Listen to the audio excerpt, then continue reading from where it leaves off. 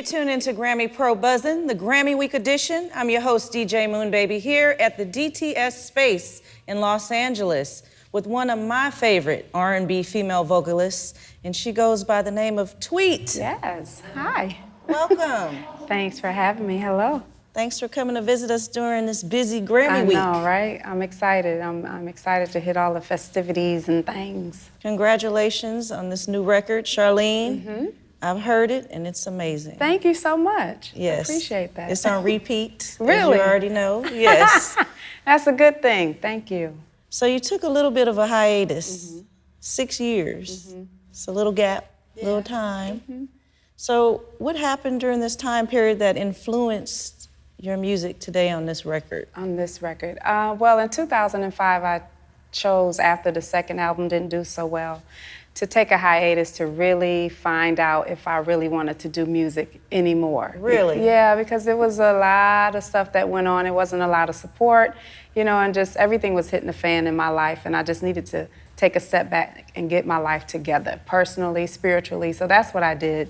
And in that process, you know, I decided to, in the music, I decided to go back to the basics for this album, because in being a person that buys music, I wasn't really in love with music anymore. So I had to go back to where I first fell in love with music. And that was before I was Tweet. Fall out of love with music?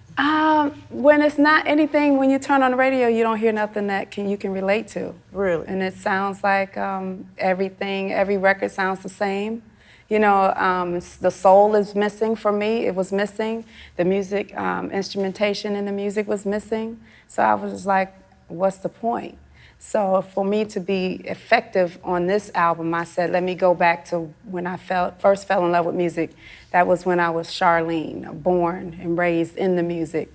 And then maybe I can influence and inspire somebody, you know, by going back there to where Marvin Gaye, Aretha Franklin, and Whitney Houston inspired me. So you'll hear all those inspirations on this record. So Tweet is a nickname. Yes. That comes from where? My dad gave me the name, and I don't know why. Maybe I had a big head like Tweety Bird or something. I'm not sure what it is. So it wasn't the tweets coming out of your voice? No, it could. You know, they said when I was little, I used to climb the piano and play the piano all the time. So maybe it was something with the music.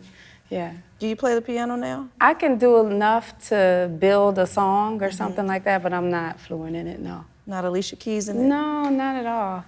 So on this album, you went back to your roots with the production as well, and the people that you work with the first album, which is a classic in my book, Southern Hummingbird. And some of those guys are who you worked with on that album, and now? Yeah, Nissan Stewart, Craig Brockman, Charlie Burrell, and Jubu Smith. They are the guys that started with me from the beginning and build what we have today. I can't, if it's not broke, I'm not gonna try to fix it. You know what I mean? We're family and we make magic together, so I can't go any other way.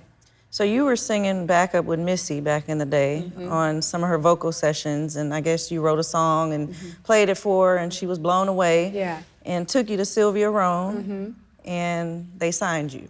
Right on the spot. Yeah, it's amazing. I met Missy in 1994 when I auditioned to be in a group called Sugar that Devontae had. So me and Missy have been knowing each other since then. But when she called me out here to do some background vocals, she didn't know that I was playing the guitar and singing, so she overheard me playing Motel. And she's like, oh my God, you need to let Sylvia hear you. So we went and I got the deal like that, and everything just started. Was that easy? Yeah, it was. And it was a surprise because at the moment before she called, I was contemplating doing something, you know, I was very depressed and suicidal almost, you know, so it was like heaven sent for her to call me. And it was an intervention. Yeah, of course. She was used as a vessel. And I'm here today. It just happened like that, and then things just started flowing. Blessings started coming. And oops upside. Yeah. And then the rest is history. Yes, yes.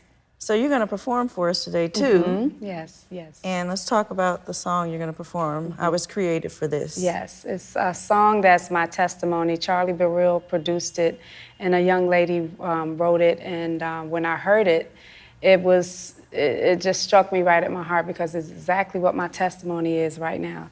Because at the time, like I said, I fell out in love with music. My life was upside down. So this song just simply says, it's a testimony for me to say, this is what I was created to do. I can't run away from it anymore. That still sound voice is what brought me back to where I am now, and that's to do this music. And everything happens in its time and when it's supposed to. Exactly, So it was meant for you to take that break, obviously, and reevaluate and come back stronger and better than ever. Yeah. So you're with E1 now. Yes. And they obviously give you that support that Yes. you were missing on that second album. Of course. So hello, shout out to Hey, Phil Thornton over there Yep, for E1, making yes. this all possible. Yes, yes. But I'm glad you're in a good place with them, and Thank you. I know you're gonna have a lot of success with this record. Thank you. I appreciate that. I received that. Yes, and then there's a nomination. All right. Coming. We're gonna speak I feel that. it. Yes. I feel it in the future. So Yes. next year, have you Yes. back in here, and it'll be Wow. a different story we'll be telling. Yes, So- yes. I look forward to it. Is there anything you'd like to tell your fans about this new record? This record is just full of some soul music, some feel-good music. I'm still Tweet is Southern Hummingbird ×2. I'm just putting music back, the soul back into music. That's how I feel. And thank you guys for the support. Even in my hiatus, I still got messages and people walking up to me in the grocery store, gas station, like, come on, we need you back. And so thank you guys for the love and support. I mean, your voice is buttery, Thank you. so I just think it was a missing component in the R&B world. Wow, thank you. I mean, being gone that long, there weren't a lot of people that came along and filled that void necessarily, you know. Yeah. So it's really good to hear you again. Thank you. But we've recently lost a lot of, very meaningful artists, from Natalie Cole to Maurice White, recently Earth, Wind & Fire, and what's your take on now us losing so many of these legendary Oh my artists? God. Both of them were so influential, especially Natalie Cole. I used to sing one of her records with my group Sugar all the time.